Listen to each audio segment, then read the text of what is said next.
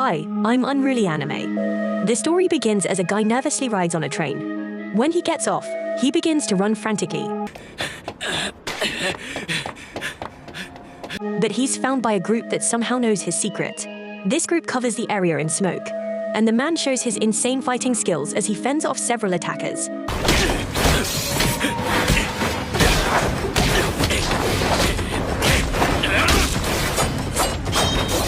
The attackers launch several blades at the man, so he pulls out a blade of his own. To fight back, the attackers then use metal needles called senbon. But this guy has crazy reflexes, catching them with his teeth and firing them back at the attackers. Unfortunately, this man is overwhelmed by their sheer number. He is captured when a contraption takes hold of his neck.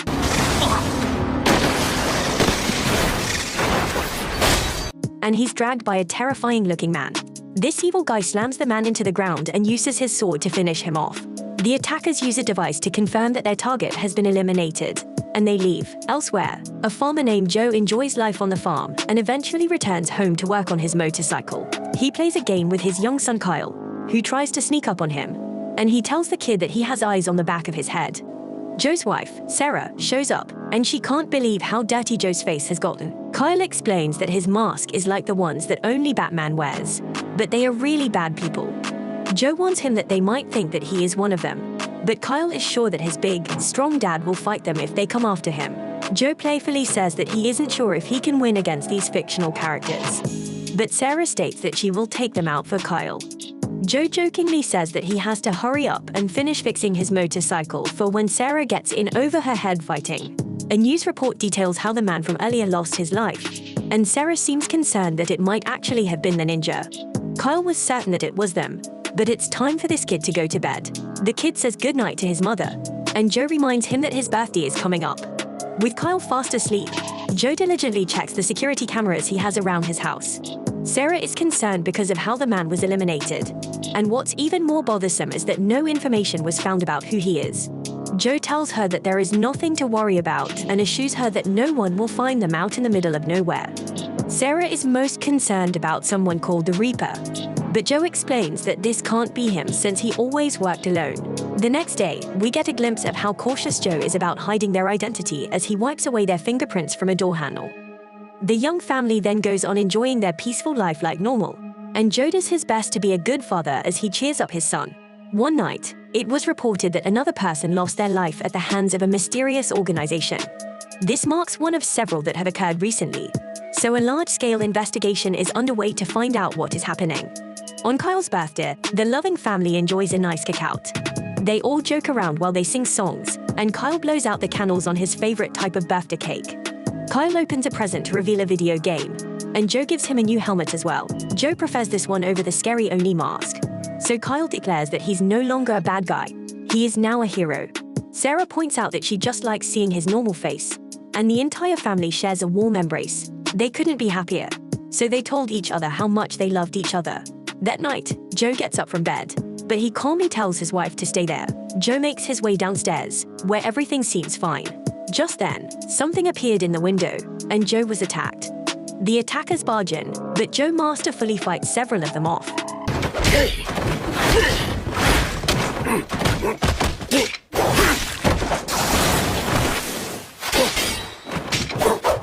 His exceptional skill allows him to take one of their weapons, and he uses his sword to eliminate several of these men. While he's destroying one guy, Joe hears his son cry out to him. The alert Joe instantly springs into action. He blocks an attacker who tries to stop him, and he absolutely destroys this guy. Joe rushes to find his family as he reaches for something, but another attacker fires 2 metal needles right through his neck. The determined Joe refuses to let that stop him, so he crawls up the stairs. The crippling pain overwhelms him, and we see a mysterious figure outside. Joe eventually makes it to the 2nd floor, where he finds that several attackers have been eliminated. However, Joe is then horrified when he sees Kyle and Sarah's lifeless bodies on the ground. Overwhelming shock fills Joe's body, and the evil-looking guy explains that Joe's wife put up a good fight. This monster sends his blade right through her neck, igniting Joe with blinding rage, but he is stabbed in the back. Joe drags the attacker as he tries to make his way to his family, but the damage to his body is too much to overcome. The attackers find that someone must have alerted the authorities, as police sirens can be heard in the distance. The leader confirms that Joe is no longer alive, so they leave just before the police arrive. The police arrive at the scene and are horrified to find the massacred family. Some time later, the seemingly no longer alive Joe regains consciousness. His first thoughts are memories of his lifeless family, and he vomits solely from the overwhelming emotion consuming his body. The next time Joe wakes up, he is in a hospital, and the nurse urgently calls for a doctor. Joe only says his wife's name, and he passes out again. Joe eventually wakes up, and a doctor explains that he miraculously came back to life after the coroner had already pronounced him dead. Joe couldn't care less and just wants to know about his wife and son. Unfortunately, he is told that they didn't make it. Outside, we see that two people have come to visit him. They are Mike and Emma, and they are from the FBI. They want help with their investigation, so they ask several questions about who the attacker might have been. Joe doesn't say a single word, but Mike can tell that he is getting very angry. This is probably the worst time to be asking him questions, so Mike just leaves his card. Mike tells Emma that it's just a hunch, but he believes that Joe knows who the attackers are. He decides that they will take turns watching him, and Emma is first up as she watches Joe on the roof. Joe has a memory of just moments ago when he was taken to say goodbye to his family. The nurse found that he couldn't move Joe anymore, and it was because Joe put the brakes on the wheelchair. Joe shook with rage and couldn't bear to come any closer to his deceased family's bodies. Back on the roof, memories of his wife and son rush into his mind, and Joe begins to growl in anger. His rage reaches its boiling point, and he reaches for his wrist again, this time pulling out a metal needle. Joe pierces himself with it, and it does something strange to his body. Just then, Joe is attacked by several assassins. He is still filled with anger, so he goes berserk and expertly takes out several of the attackers. Joe shows overwhelming strength and precision as he somehow manages to take control of the fight. That isn't, although Joe does some kind of jutsu and turns his body into a black smoke. This move is incredibly powerful as it allows him to eliminate several assassins in one instant. Emma has no clue what's going on, but Joe doesn't help her find out and knocks her out instead. The enraged Joe then continues his relentless attack and goes on to tear several more attackers to pieces.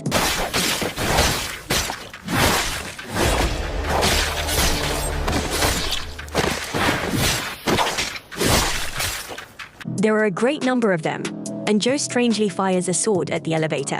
We then see why he did this, as he uses a pole to defend himself and shoves all the remaining assassins into the elevator.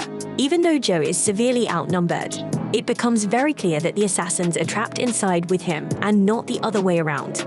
Joe stands above all their corpses as he arrives at another floor, and he strikes fear into the hearts of any remaining opponents. Mike wonders why Emma isn't answering his call and is shocked when he finds several corpses. Joe finishes up nearby, and he is found by the assassin leader. Memories once again find their way into Joe's mind, so he attacks the leader with fury. This leader is obviously not like the others, as he defends himself well and even manages to put a contraption around Joe's neck. Joe quickly frees himself, but the fight continues to be evenly matched. Joe eventually uses his shadow skill again, and it allows him to land a devastating attack. Joe quickly follows this up with even more strikes, and the fight is over soon after. Joe demands to know how they found him and his family, and how they knew it was really him. The leader mockingly remarks that Joe can change his appearance as much as he wants, but he will never be able to escape his fate. Joe then shocks this guy and removes his disguise. Joe doesn't say a single word from here, and just ends the leader's life. Joe then goes to see his family. He can hardly bear to look, and he collapses to his knees. Afterwards, Joe returns home and drills a hole into a wall. He removes a box he had hidden, and we see that it contains several items, including a mask. Joe stares at a picture that once again floods his mind with memories of his family. We get one last look at his family home just before Joe sets it on fire. Joe watches as his once love-filled and peaceful life burns away, and he puts on the mask. The fire consumes every last memory, but we see that Joe is still filled with anger. Later, Joe recalls the horrifying moment when his family died. This time, his wife calls out to him by his real name, Higan. His family no longer has him under disguise, and Joe's son screams out to him. Just then, Joe wakes up from the horrifying nightmare, and we see that he has tied up the assassin leader. Joe is in real bad shape and collapses. Joe is surprised to hear that someone has arrived, and this man is just as shocked as he thought the next time they would see each other would be in the afterlife. This man is a doctor, and he wonders why Joe isn't wearing his disguise. Joe reveals that the organization somehow found a way to see through the masking system they were using. The doctor wonders why Joe's body always gets beat up, but he then realizes why when he sees Joe's arm. Joe used the secret art of stark awareness, which explains what he did when he stabbed himself on the roof. The doctor tells Joe never to use it again since it will surely end his life next time. When he sees Joe's back, he tells him to forget about it next time since he should have died when he was stabbed. Joe has no clue why he was able to survive, and the doctor wonders if someone out there is keeping him alive. It will take 6 whole days for Joe to make a full recovery, but who just wants to get well enough to get answers out of his guests that he has all tied up. The doctor wonders what Joe plans to do after that, and his answer is simple. He will hunt down everyone responsible for the murder of his family.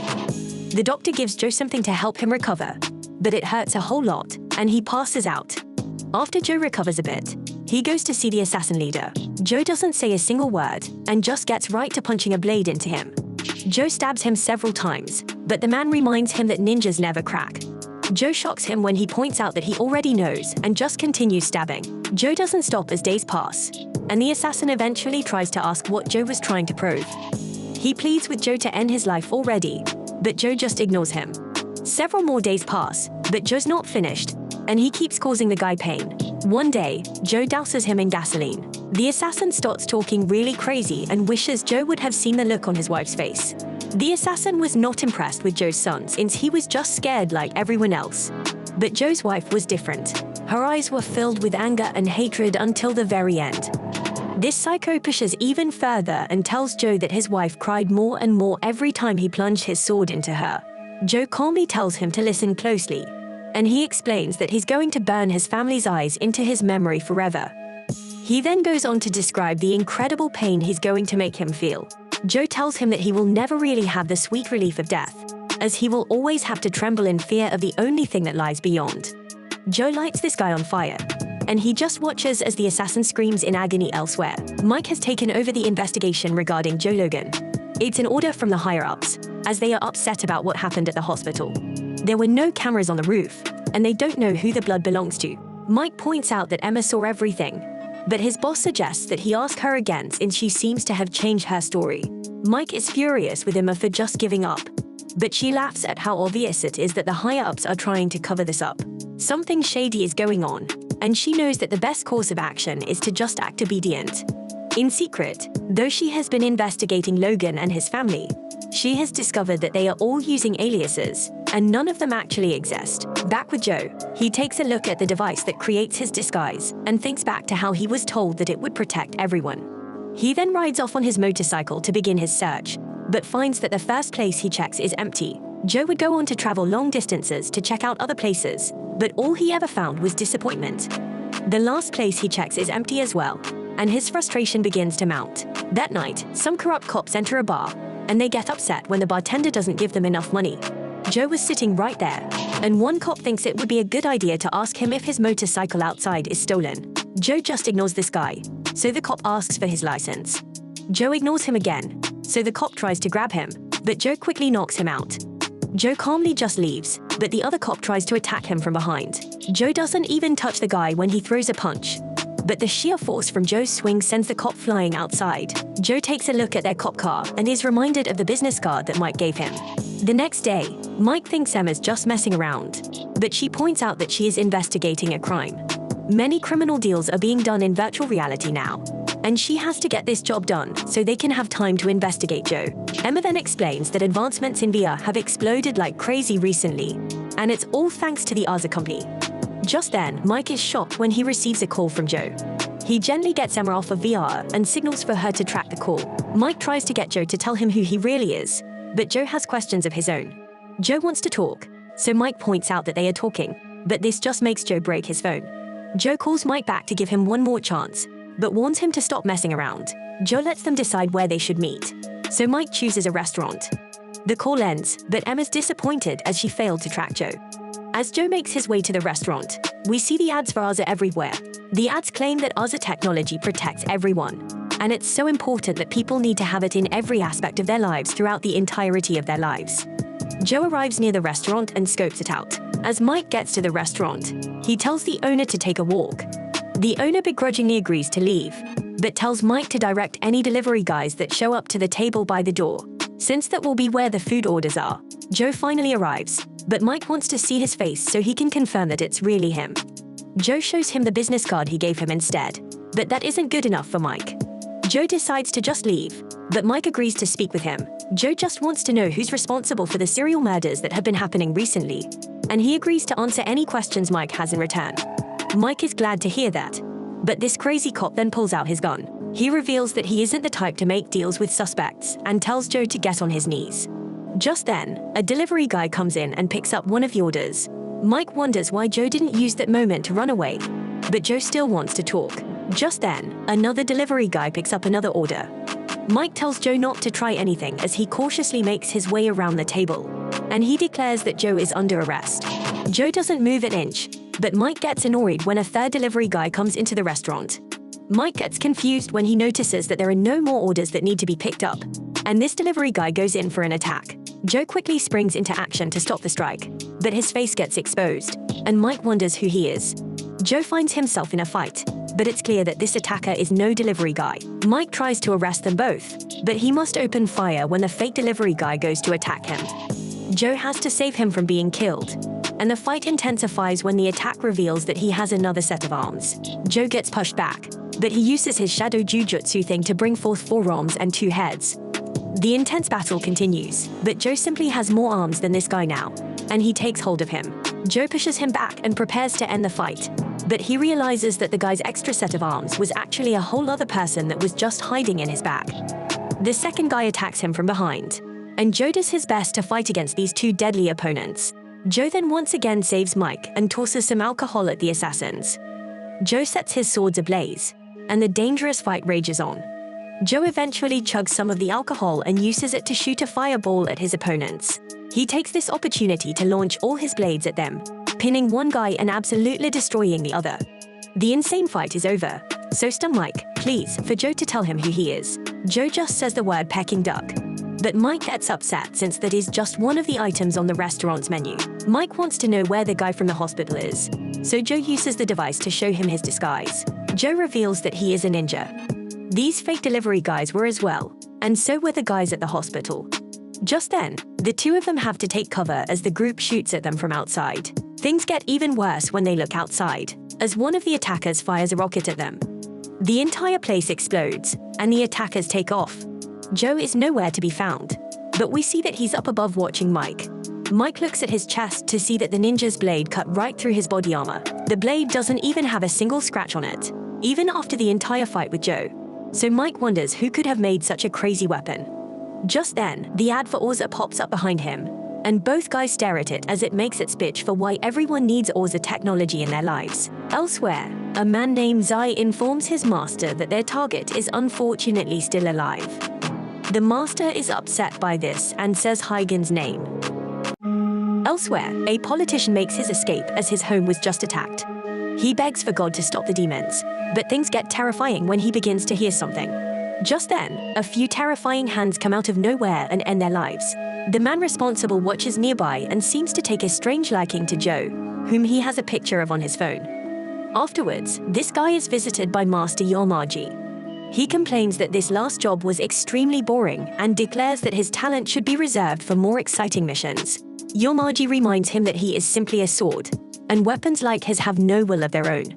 Yamaji then states that exiles like Higan are no longer considered ninjas. They are treated as enemies the moment they leave. They must be eliminated immediately, as they can't afford to have anyone find out about their secret arts. Higan is one of the most elite ninjas in the entire history of Japan. He has mastered countless fighting techniques and is completely ruthless when it comes to eliminating his targets. They already killed him once, but they believe that he was able to survive because he used his secret art. Yamaji wants to eliminate him for good this time, as he wants to find a way to uncover Higan's technique. Yamaji has already ordered preparations for this, but the other guy's more concerned with the one known as the Reaper. Elsewhere, a man in red is disappointed to see that someone named Zai has forgotten everything he taught him about fighting with pride. What he does now is just violence, so the man wonders how many of his former comrades he has killed now. Sai is eliminating the ones exiled from the corrupt organization, but this guy brings up how they failed to kill Higan. Higan proved that those who have faith in the old ways will not fall for people like Sai. The man in red is sure that once the other exiles find out about that, they will stand against the organization just like he is. The man in red was the one that taught Sai how to wield a blade, but now he must put an end to what he started. He unleashes an insanely powerful strike and tells Sai that it's impossible to defend against a blade of wind. This is his secret art, called the flying swallow. Sai is still alive, but the man is sure that won't be the case for much longer. He plans to use the attack again, but he realizes that Sai's sword is missing. A look at his chest reveals that Sai somehow managed to stab him, and he is defeated. He is prepared to go to the pits of hell, where he will wait for Sai to come. Back with the other guys, Yamaji reveals that he has forbidden the Reaper from engaging with Higan. At the police station, Mike is told that the attack at the restaurant was just the mafia. Mike is furious at how obvious the cover-up is, and he is called by his boss. Mike is reminded that he will be retiring soon, so it's recommended that he not mess it up by sticking his nose where it doesn't belong. His boss wants him to stay home until his retirement day, and he leaves Mike with some papers. Elsewhere, Joe is at a hideout and starts a fire. He's once again haunted by the memories of his family, so he must take a moment to calm himself down. Mike arrives to meet him just as planned, but he points out that the restaurant owner was framed. He wants to do something about that later, but for now they will enjoy some Peking duck. Inside, they go over what they know so far. The blades used in the attack were made of a special alloy, and the patent on that alloy is held by AUZA. There is clearly a connection between them and the ninja, but Mike still needs to do more digging to find out more. AUZA is a very dangerous company, and as they have the FBI in their back pocket, Joe couldn't care less about how dangerous they are. They killed his family, so he declares that he will now hunt down every last one of them and make them pay. Mike reminds him that he will have to arrest him if he does that, but he decides that there are a lot of other dirtbags that he needs to handcuff first. Mike isn't ready to retire just yet, so he burns the papers and makes a truce with Joe. Joe pours him a drink and explains that this is how alliances are formed. This is alcohol, since Joe just prefers drinking energy drinks. Mike is familiar with someone who knows a thing or two about AUZA, so they go to meet with Emma. Mike teases her for her piece of junk car, but she's quick to point out that his car is even worse. Joe proves to be a serious car enthusiast, as he knows everything about her Beetle, but he's shocked to hear that she knows he is a ninja. Mike explains that he can trust her, but he must quiet her down when she starts talking too much. Emma has them squeezed into her tiny car and shows off all the tech she has installed in it. It's practically a giant moving computer that she built all by herself. Her research has revealed that AUZA is a multinational company involved in the development of military weapons. That's not all, as it also has a hand in entertainment, clean energy, and pretty much every technology that exists. It's like they are taking everything over, as their products are constantly replacing various software and hardware every day. Every country uses its technology to some extent, but that rapid growth has caused a lot of dark rumors to spread about them.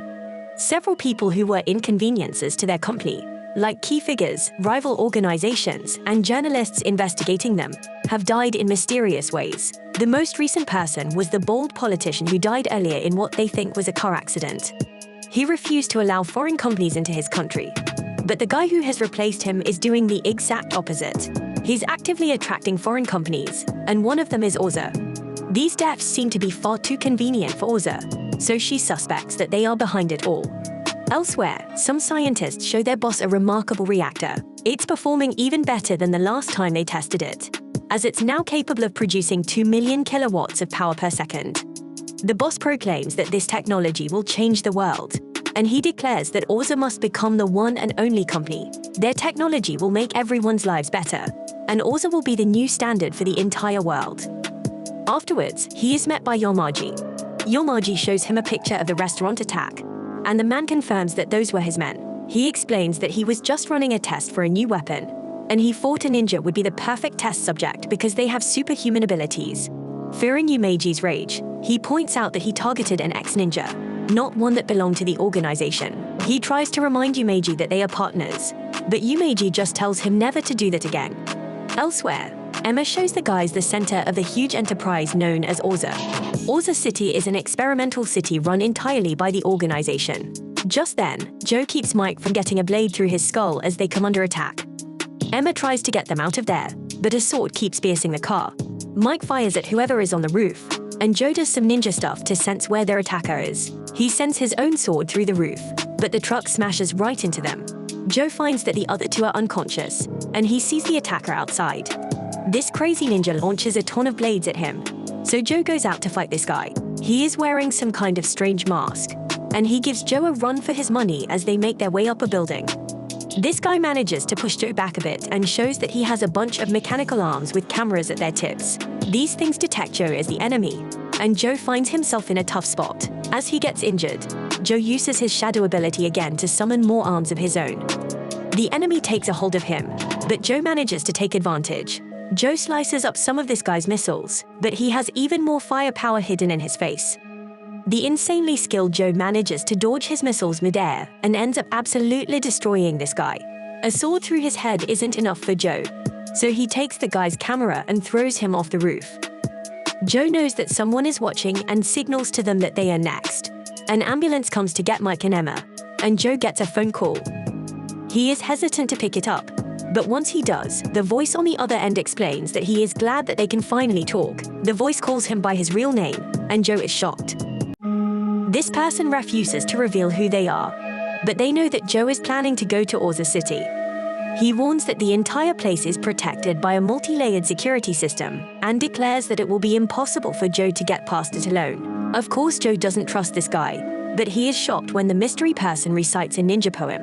The man explains that he's also an exiled ninja, and if Joe really wants to fulfill his objective, then he should wait for him. At a certain location at a hospital, Mike takes a look at a drawing that was drawn by his daughter. A look into the past shows that Mike was always busy with work, so he rarely had time to answer phone calls from his wife. One day, Mike answered because she was calling a lot, only to find that she had terrible news. Mike's daughter lost her life in a car accident, and his wife was completely distraught. Mike's unavailability made her realize that she could no longer handle being married to an FBI agent, so she left him. Now Mike can only stare at the drawing of his once happy family, but he's interrupted by Joe. Joe tells Mike about the person who wants to help him, but Mike is skeptical. Joe is, too, but the guy knew a poem that was only passed down in the old organization. Emma confirms that the guy was right about the city's terrifying security system, since her research has revealed that you would practically have to be a ghost to get past it. Mike fears that it might be a trap, but Joe simply says that he will kill everyone, trapping him if that's the case. This situation is even more difficult as Mike knows that his boss is watching him, so Emma thinks they should just quit trying to break in there. Instead, she has found a community on the dark web that has been keeping tabs on the AUZA Corporation. They think AUZA is building weapons of mass destruction as they are trying to take over the world. The site administrator is apparently one of AUZA's former researchers, so Emma thinks they should go question this person. Mike doesn't want her to go, and he explains that a job like this is for old-timers with nothing left to lose. However, Emma refuses to let him go alone. They are on the verge of uncovering AUZA's dark secrets, and the information they find might be worth millions. Joe begins to leave, but Mike wants to know if Joe's wife knew who he really was. Joe informs him that she did, since she was also a ninja. In order for them to be together, they had to break a code. There is a code that says ninjas must be emotionally detached, even from their allies. Mike realizes what kind of person Joe is, as this means he broke the code and chose his family. Elsewhere, AUZA Executive Joseph is very impressed after hearing that Joe was able to survive the last attack. Even just one of the mass-produced units could destroy an entire army platoon, but they were no match for Joe. The assassin named Leal wonders if Joseph is going to get involved with the actual fighting, but Joseph is only interested in collecting data. Leal says, some pretty coveted stuff, so Joseph's bodyguard named Lily offers to shut him up. Joseph gets the meeting back on track by pointing out that Joe is headed to the city, but he's reminded that the security system is impenetrable. Joseph wants to hear Big D's opinion, but this guy is really vain. He only cares about his fate and warns that he will destroy anyone who tries to mess it up. Lil says some more coveted stuff, but Yamaji uses his power to silence him. He explains that they will learn what Joe's secret art is and eliminate him after Joe refuses to be bossed around by someone who's not his boss. But he does agree with the plan. Afterwards, Joseph reminds Lily that he teamed up with their group because it would help with his research. Right now, he's only concerned about getting data on his prototype, so he hopes that Joe doesn't die too quickly. Elsewhere, As I eagerly await his master to give him the order to eliminate Joe, the master refuses and explains that he will just send the others after him. Their deaths won't matter to the organization, and it's only a matter of time before their goal is achieved. A look into the past shows a trio of ninjas on a mission. We hear the ninja codes being recited, and the first is to never divulge the secrets of the ninja. The next one is that ninjas must be emotionally detached, and the third is that their missions must take precedence over their own lives. This trio of ninjas finished collecting the information they were after, and their mission is complete. Afterwards, a ritual is held in recognition of their trio's skill at shinobi. It is a tradition, and they are all given names: Sai, Higan, and Mary, and although they are all shocked to hear that a secret art will be passed down to each of them, they must keep it a secret forever, and they all agree. The man in charge is sure that they will be the ones to leave their village in the future. And we see that Yamaji was there as well. Later that night, Joe points out that having names will now mean that they will always be able to remember each other. They decide to celebrate with a drink, but Joe reminds Sai not to accidentally reveal his secret art. Sai would never do that, and he declares that it can be a surprise if they ever end up fighting each other. Sai seems like a pretty cold guy, but he declares that the bonds they have made together are thicker than blood. They all then make a pact to risk their lives together to do what must be done. They all have a drink, but then share a laugh when Joe can't handle his alcohol. After that, the trio goes on another mission. Everything goes well at first, but Mary eventually hesitates when she sees a child, and she ends up getting shot. She is badly injured, so she tells Joe to just leave her behind. He decides to protect her instead and jumps out the window with her.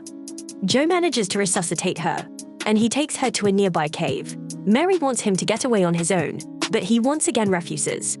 Mary tries to take her own life, but Joe stops her. She makes one last attempt to beg him to leave and reminds him of the code that says they must attach themselves even to allies. Joe's risk then goes off their charts as he states that from the moment he met her, he had already broken the code. Mary stands no chance of resisting his words, and they share a tender moment. Sometime later, Zai manages to find them, and they are in bad shape. Back to the present, we see that things have changed quite a bit, as Zai no longer looks the same elsewhere. Mike gets a call from his boss. He informs Mike that he can do whatever he wants since he is not on a case. But things are different for Emma. Afterwards, Emma apologizes for not being able to go with Mike to see the admin, but he points out that he was trying to figure out how to get rid of her anyway. Elsewhere, Joe waits to meet with a mystery person, but the guy ends up calling instead. He explains that AUZA City has its own technology everywhere, and that includes sensors along its entire perimeter. These sensors check to see if people have permission to enter the city, and if they don't, they are given a warning. If these people don't heed the warning, then the system will simply eliminate them.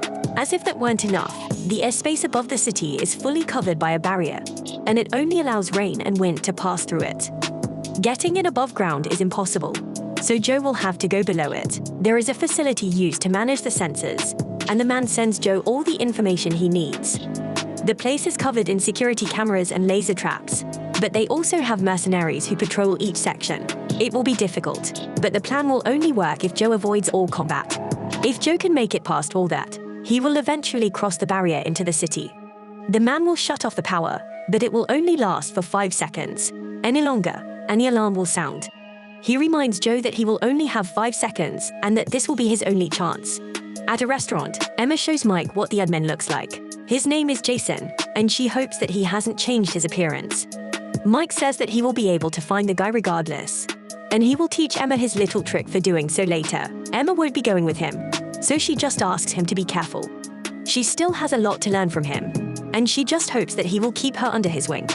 Mike eventually leaves, but we see how close they are as Emma reminds him of his daughter. In AUZA City, the mystery person has shut down all the security cameras, giving Joe 8 minutes to begin infiltrating. Joe heads underground, and the man instructs him on exactly when to move in order to avoid the mercenaries. Joe does exactly as he says, and uses his amazing athletic ability to avoid being found. The guy even tells Joe the patterns for when the lasers change, but they still put his physical abilities to the test. Just as he's about to clear the lasers, a tiny drip of his sweat touches one of them, and the alarm sounds. Joe can't turn back now, so he is forced to eliminate several mercenaries and move forward with the mission. Joe makes it to the barrier, and the man shuts it off. However, just then Joe is shocked, as he has pushed back and Zai is standing there. The two acknowledge each other by saying their ninja names, and the barrier turns back on. Joe tells Zai that Mary is dead, and he demands to know if the order to come after them came from Yamaji. Zai has no answer for him, and simply explains that those who try to cheat death still remain in its shadow. Zai proclaims that Joe will die, and he leaves. Mike arrives to meet the informant, but he's pretty skeptical of the chosen place. Emma points out that the top brass at the FBI are definitely watching them, so Mike should only contact her in emergencies. Mike enters a rundown arcade and meets with a guy named Jason. Elsewhere, Yamaji's informed of the break-in. The one named Oscar is still analyzing why the barrier went down, but she assumes that Joe had help on the inside. Lil just wants to take him down already, but Yamaji explains that it would be foolish to attack him now. Lil is a real psychopath, as he suggests that they just let Joe into the city. They have their entire force there, so Joe's secret art won't mean anything when he gets beat down by them. Oscar fears that the commotion will look bad for AUZA, but Joseph actually likes the idea. They agree to lead him somewhere into the city, and Joseph can't wait to collect some data. Joe's inside man tells them that they have decided to let him into the city, but it's clearly a trap. They are deploying highly skilled ninjas to eliminate him, and the guy is sure that Joe will die if he tries to fight them. He suggests that Joe doesn't go, but Joe has already made up his mind. He will eliminate Yamaji and everyone else. This is why he came to the city in the first place, and he might never get another chance. The guy tells him to move at 7 o'clock since the city will be throwing a parade to cover up the fight that will take place. Back at the arcade, Mike tries to get some information, but Jason is more concerned about how he was found. Mike just ignores the guy and finds his hidden passageway. Inside the city, the parade begins, and we see that Joe is in the surveillance room. He makes his way into a tunnel as Joseph and the others watch him. Once Joe enters the tunnel, he is, of course, met by several deadly ninjas. Jason brings Mike to his secret room and tells him that he plans to take down the entire company. He holds a serious grudge against them since they practically forced him to leave the company. Mike wonders if this guy has some kind of personality problem, but Jason says that they were all just envious of him. Jason is digging up all their secrets to expose them, but no one believes him. Mike reveals that he believes the guy, and he wants to take them down just as badly. Jason is able to hack into their system, but he hasn't done it since. He fears what will happen to him if they find out. Mike assures him that he will be able to protect him and urges Jason to hack in there. Back in the city, Joe is in full assassin mode as he wipes out several ninjas. He uses his expertise to slice them all up and doesn't even take any damage at all. Joe even uses one nasty trick where he loads up a bunch of explosives into one of the ninjas' mouths and blows the group to smithereens. The fireworks are doing well to cover up the fight, and we see that Zai is patiently waiting. Back with Mike, Jason has hacked into the AUZA system but hasn't found anything unusual yet. Eventually, they find a list of social security numbers with prices on them. The file is called Bound, which seems to be the name of some corporate spy group. It looks like AUZA is buying fake identities so they can plant operatives. This proves that they are corrupt, but they still haven't found anything about ninjas. Just then, Mike is shocked to see Emma's name on the list, and he wonders what's going on. Alarms go off as Jason gets kicked out of the system, and he sees that they have company outside. They take cover as the arcade is infiltrated, and Mike cleverly distracts the intruders. They manage to get away, and Mike realizes that the FBI must have ratted him out. Jason is absolutely terrified, and Mike tells him that those guys were probably mercenaries hired by AUZA. Back in the city, Joe continues his assault as he makes his way into a building and wipes out several more opponents. Mike tries to contact Emma, but she oddly doesn't answer. Things get pretty bad as they are chased by the mercenaries, and Mike's junk car doesn't go very fast. Mike tries to fire back at the mercenaries, even though he is heavily outgunned, but he doesn't manage to do much. Jason is a lunatic, as he gets an idea and manages to get a bus to crash into one of their pursuers. Mike has him slam on the brakes, and he shows off his sharpshooting skills by taking out two of the mercenaries. The car brake checks them, so Jason must take cover, and Mike fires at the last mercenary. Joe makes his way through the building, and some of the final guards are terrified of him. Joe was a man on a mission, and his breathing gets heavy as his mind is overrun by memories of his family. On the top floor, Joe was met by Lil and some of the other assassins, who were impressed that he had made it this far. Joseph watches and eagerly awaits to see the results of this test. Joe looks at a helicopter and becomes furious when he realizes that Yamaji is watching.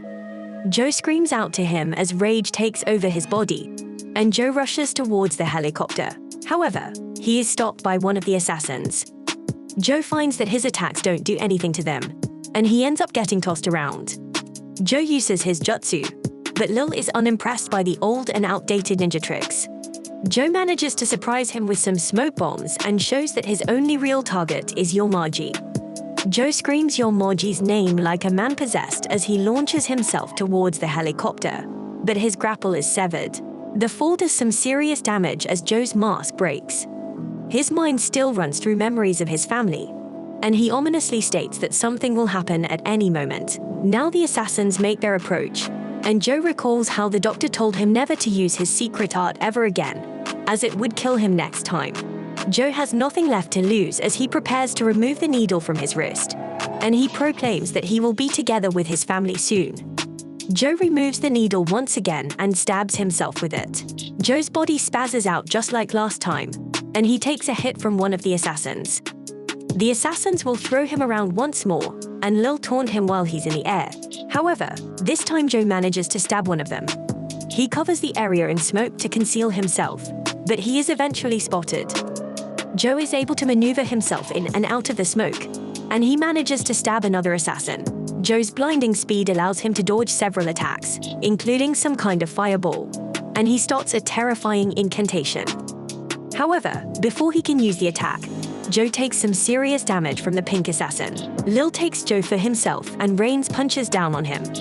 The assassins continue to thrash him about, causing Joe to scream in pain, and Lil has already gotten bored by the fight. Just then, Lil stops the beating, as someone has appeared. It begins to rain, and Zai arrives to ask if Joe finally understands. He explains that the path to hell Joe was on is inescapable. Joe can still only think about getting revenge on Yamaji. He mindlessly attacks Zai, but only ends up getting tossed onto the ground. Joe just says Yamaji's name over and over again, so Zai prepares to take his life. Zai declares that everything ends now, and Joe doesn't say a word as he just prepares for death. Zai swings his blade, and everyone watches in absolute shock. Zai stares in disbelief as his attack is stopped by the pink assassin. The assassin placed devices on the others to shut them down, and they jumped off the roof of the building with Joe. This assassin detonates a bomb, and the massive explosion prevents Zai from following them. Yamaji's left to watch the failed attack, and Joe's eyes open to see that he is still alive. Elsewhere, we see that Mike is in bad shape, as he must be carried by Jason through the desert. Back with Joe, he is still falling from the building. His hand reaches towards the sky as if he were reaching for something, but he soon loses consciousness. The assassins look over the edge of the building to find that Joe is long gone. One of them wonders why the assassin betrayed them, but Lil couldn't care less, as he was just excited for the hunt. The next day, a seemingly average guy hears a message from Lil. His message is also heard by other assassins who blend in naturally with other members of society. Lil calls these assassins brave falcons, and he informs them that the treacherous crow has just flown from the nest. The crow deceived everyone and is now sheltering their greatest enemy, the tiger. Lil then issues an order to not let them leave the city. He wants them to find the two at all costs and tear their hearts out. Elsewhere, Joe wakes up, and his savior is revealed to be Emma. Emma is actually just one of her personas, and this isn't even her real face. When Joe came back to life at the hospital, she was instructed by the leader of the organization to uncover the truth behind his resurrection. They assumed that he had the ability to revive himself over and over again, so they wanted to understand his technique. Secret arts are only used in the heat of battle, so she had to observe him close up. This is why she pretended to be Emma from the FBI. This is her identity as a ninja of the organization, but she has another one. Joe was then shocked as she changed her voice to that of the mysterious man who was helping him break into the city. Her reason for helping Joe was so Joe could get his revenge. This is pretty unbelievable since she was observing Joe as Emma under orders from the organization, but she was also betraying the organization to help Joe. She reveals that she has her own goals, and she needs Joe to be alive in order to achieve them. She declares that the lieutenants he just fought are far too dangerous since they are equipped with very powerful suits. Joe's secret art will be useless against them, and he will die if he tries to fight them again. Emma reveals that there is still hope. She has brought a power that will be able to eliminate them, and she shows Joe another mask. Back with Yamaji, he is told about a suit that their traitors stole. It was still in development, and she seemed to have prepared for this betrayal far in advance. Yamaji isn't concerned about it at all, as he is sure that they will soon be captured. These suits are called Gusoko gear. They are ultra-high-grade combat suits designed to work perfectly with all sorts of ninja techniques. They combine, and in just several years of history, with cutting-edge technology. Emma was part of the development team, so she reveals that the suit she stole is the most advanced of them all. All she has to do is finish it, and it will be like a whole new body for Joe. Emma has no answer for what will happen if the organization finds them first, but we see that they're having a hard time. Elsewhere, Mike regains consciousness, and Jason scolds Mike for having to protect him. Mike can't believe that he has been out cold for 10 whole days, but Jason assures him that they are safe. He brought them to an isolated house owned by some rich guy, and no one ever goes there. Mike looks on the bright side and points out that getting attacked means that they were close to uncovering some secrets. Back with Joe, Emma runs a test on the suit, but it fails. They need a power reactor that serves as the heart of the suit, but parts like that are only available at headquarters. Going there would mean certain death, so that only leaves one option that she isn't looking forward to. Joe is still haunted by memories of that terrible day, and we take a look back to when he was with Mary. She bandaged Joe up and told him about her ninja philosophy. She believed that having the willpower to manage one's emotions when they're at their most extreme would make them invincible. Joe manages to use this memory to calm himself down, but we see that the organization is closing in on their location. They have one last place to check, so Big D requests to go since he has a good feeling about it. Back at the hideout, Emma finishes up with the reactor in the armor plating, and she just has a bit more to do. A while later, she reveals that she is done, and this suit will now be called Kamui. It's a prototype model built from scratch, and it is meant to achieve the highest level of combat potential. It's an entirely new design, so it works much differently than the other suits. Simply wearing it won't be enough to tap into its power, and the suit has to be linked to the user's brain. The suit reacts the instant the user just thinks of using it, so its reaction time is unlike anything ever seen before. Furthermore, the more intensely the user visualizes their own actions, the faster and stronger the suit will execute them. The only catch is that syncing the user's brain is quite an ordeal. Joe will be put into a deep sleep, and he won't be able to wake up even if he was stabbed in the heart. Emma assures him that the next time he dies, it will be his last, and she reveals another secret. She was there the night his family was attacked, and she used her secret technique to save his life. She was the one that pierced his neck with the needles, and they froze all his cells by using a special pathway. However, once those pathways close, they can never be used again. Joe becomes furious and demands to know why she saved him instead of saving his family. Joe would have gladly died if it meant saving them. He's getting a bit too hostile, so Emma puts him down with some devices. Just then, alarms sound as the organization makes its approach. Big D begins to break in, and Emma starts to panic. But Big D finds that there's only a bomb inside the room. He commends the clever girl for this little move. Just as the bomb explodes, Emma had set up a dummy to trick them, but things get bad as Lil finds them. Emma is shocked, and he reveals that not being able to find them meant that they had to be constantly moving. Unfortunately, every movement in the city is tracked, and he was able to narrow their location down to one vehicle. Lil keeps talking, but Emma is more concerned to see that Joe's sync rate is only at 10%. Emma takes drastic measures to get Lil off the truck, and she emerges wearing her suit. Lil has always dreamt of fighting another suit, and the two of them prepare to battle. Back with Mike, he determines that they need to track down everyone on the list they found, but Jason needs a computer to do that. Mike thinks about how Emma would know where to find one, and he remembers that her car is practically a computer on wheels. Back with Emma, we see that her intense battle against Lil has begun. Lil takes command of the fight, but Emma declares that trash like him could never be a true ninja. She uses all her robot arms and takes control of several autonomous semi-trucks. Lil manages to stop them, and she reveals that she knows that Lil didn't tell anyone about him coming there. Lil doesn't actually care about the organization. He just wants to fight. He only wants to fight in battles to the death. So that is why he became a ninja. Emma is completely annoyed by him, but this just excites him even more. Jess and Lil see that several Emmas have appeared, but he knows that she just took control of his optics. Emma manages to stab him a few times, but Lil clearly has something planned. Something seems to be ready, so Lil unleashes a huge attack that wipes away all of Emma's clones. Emma tries to get to the machine that seems to be recharging them, but Lil stops her.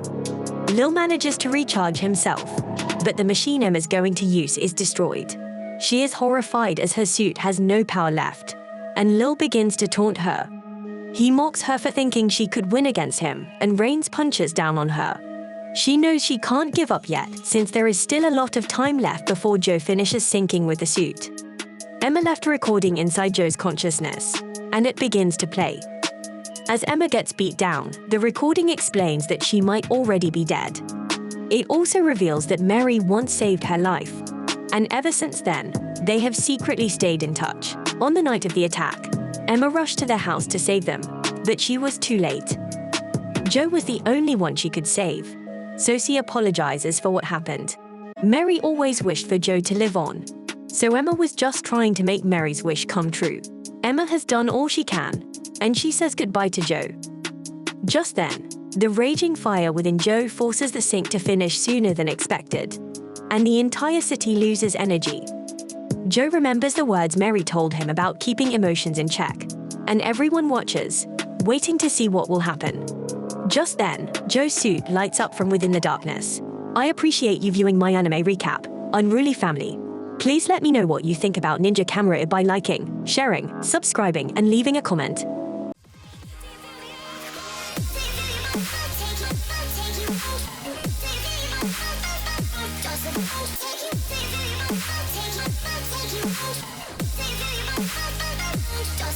Take you